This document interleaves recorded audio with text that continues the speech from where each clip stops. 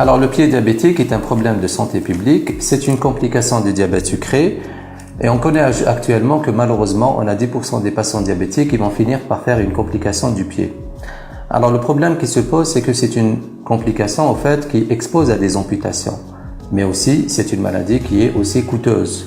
Alors, le problème, c'est déjà les facteurs de risque. Et on connaît actuellement que les facteurs de risque, c'est la neuropathie diabétique, mais aussi l'artériopathie diabétique, mais aussi, il y a le problème de déformation des pieds. Si maintenant, on donne des conseils, une bonne éducation aux patients diabétiques, ça permet déjà de faire réduire 50 à 60% de ces amputations. Et bien sûr, les conseils sont importants et le diabétique, il doit les connaître et doit les suivre. La toilette des pieds est une étape qui est importante. Le diabétique, il faut qu'il sache qu'il doit se laver les pieds régulièrement et quotidiennement. Et bien sûr, avec quoi on se lave? On se lave avec de l'eau tiède et avec du savon Marseille, sans utiliser donc les détergents qui peuvent éventuellement entraîner des lésions au niveau des pieds. Alors bien sûr, on doit examiner les pieds régulièrement et bien sûr, le diabétique doit toujours, quand il examine les pieds, c'est surtout entre les orteils. Alors là, on recherche ce qu'on appelle les intertrigaux, encore appelés des biha en arabe. Mais aussi, on va voir la couleur de la peau, parce que la peau, donc, elle est devenue violâtre. Donc là, si de cas, on doit consulter rapidement le médecin. Et on recherche aussi au niveau de la face plantaire, tout corps étranger ou bien donc des fissurations au niveau du pied. Les mycoses du pied diabétique, ce sont des complications infectieuses qui sont réellement très fréquentes chez le patient diabétique. Elles surviennent habituellement entre les orteils, ce qu'on appelle les intertrigaux, et bien sûr qui exposent à un problème de plaie au niveau du pied. De ce fait, bien sûr, on demande toujours au patient diabétique de bien sécher entre les orteils, ça c'est important, avec sa propre serviette. Et deuxième étape, c'est de ne pas porter des chaussettes en nylon. On doit rechercher aussi au niveau du pied donc l'onychomycose au niveau de l'angle. Au fait, ce sont des champignons qui siègent habituellement au niveau de l'angle et si c'est le cas, on doit consulter son médecin.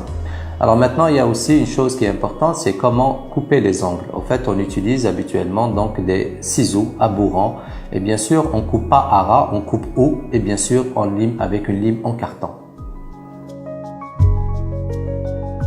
Un autre problème au niveau du pied diabétique, c'est la sécheresse de la peau. Bien sûr, qui peut entraîner l'apparition des callosités, mais aussi des crevasses ou bien donc des fissures au niveau du talon.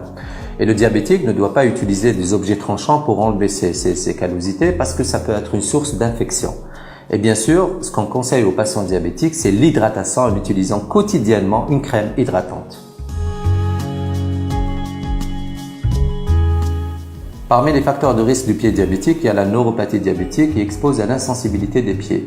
Mais malheureusement, il y a 30% des patients diabétiques qui souffrent de douleurs. Et bien sûr, dans la douleur, on peut avoir des pieds froids. Et bien sûr, quand on a des pieds froids, le malade il peut s'exposer à une brûlure puisqu'il va mettre ses pieds dans l'eau chaude ou bien en face d'un radiateur.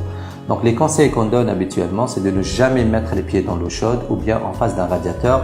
Et en cas bien sûr de douleur, il faut consulter son médecin pour éventuel traitement médicamenteux. Si jamais le patient diabétique va présenter une plaie au niveau du pied, alors chose qui est importante, il va d'abord nettoyer la plaie avec du sérum salé et bien sûr il va fermer ça avec un pansement qui est stérile et directement il va voir son médecin traitant. Un mauvais chaussage est souvent source de facteurs déclenchants des plaies chez le patient diabétique. C'est pour ça qu'on donne des conseils par rapport aux chaussures. La bonne chaussure du patient diabétique, il faut qu'elle obéisse à des normes. Il faut qu'elle choisisse une chaussure en cuir souple, pas clouée, pas cousue à l'intérieur, abourant, avec la semelle extérieure qui doit être rigide. Et bien sûr, il faut toujours se chausser avec une pointure en plus. La chaussette, bien sûr, aussi est importante. Il faut qu'elle soit en coton et pas trop serrée pour éviter, bien sûr, d'aggraver l'artériopathie et l'ischémie des pieds. Enfin, on va terminer avec quelques conseils pratiques par rapport toujours à la prévention du pied diabétique. C'est d'abord par rapport aux patients qui présentent des intertrigaux qui sont récidivants. Donc, on leur conseille la pratique de tayammum qui permet tout simplement une cicatrisation rapide de ces intertrigaux. Il y a aussi l'utilisation des colorants qui sont contre-indiqués chez le patient diabétique, essentiellement l'utilisation du henné. Parce que le henné, c'est un asséchant, mais en même temps, ça permet de masquer une plaie qui est déjà existante. Et enfin, il y a le rôle de l'activité physique qui est très importante parce qu'elle permet donc d'améliorer la circulation collatérale, mais bien sûr à condition que le patient soit bien chaussé.